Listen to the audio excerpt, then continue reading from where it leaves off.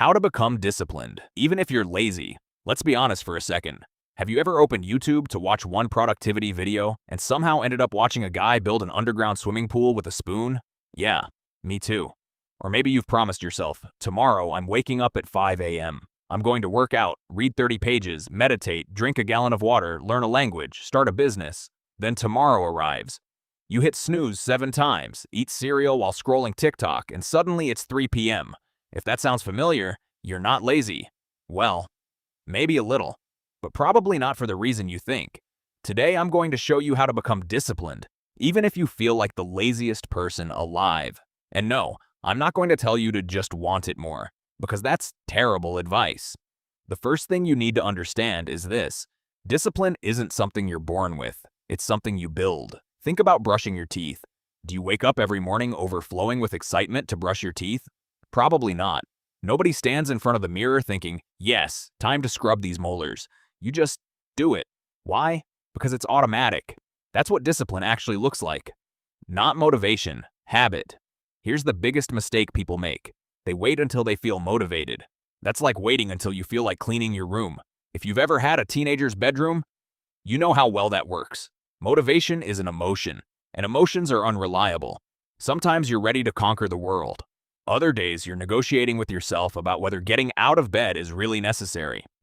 Discipline says, I don't care how you feel. Here's a challenge. The next time you don't feel like doing something, notice the conversation happening inside your head. I'll do it later. I'm tired. I deserve a break. I'll start Monday. It's amazing how convincing your brain becomes when it wants to avoid effort. Your brain isn't trying to make you successful. It's trying to save energy. Thousands of years ago, that helped humans survive. Today, it convinces you that watching another episode is somehow a survival strategy. So how do you beat it? By making starting ridiculously easy. If your goal is to read, don't tell yourself you'll read 50 pages. Read one. If your goal is working out, tell yourself you'll exercise for 2 minutes. Seriously, 2 minutes. Your brain hates starting. It doesn't hate continuing. Most people discover that once they've started, they keep going anyway. It's like pushing a shopping cart. The hardest part is getting it moving. After that, momentum does most of the work. Another mistake people make is relying on willpower. Willpower is like your phone battery. Every decision drains it. Should I eat healthy? Should I work out? Should I study? Should I clean my room? By the end of the day, you're mentally running on 1%. That's why successful people create systems instead of making endless decisions.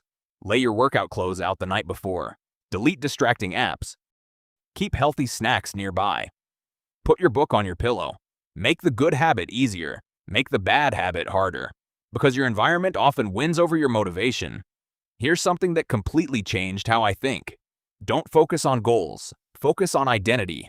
Most people say, I want to run. A disciplined person says, I'm a runner. One is something you hope to do. The other is who you believe you are. Every small action becomes evidence. You read 1 page, you're becoming a reader. You exercise for 5 minutes, you're becoming someone who exercises. Tiny actions build identity. Identity builds discipline. Now let's talk about perfection, because perfection destroys progress. Maybe you've missed a workout, skipped studying, ate junk food, so you think, well, I already messed up. And suddenly one mistake becomes an entire week. Imagine dropping your phone. Would you throw it on the ground 10 more times because it already has 1 crack? Of course not. Missing once doesn't matter.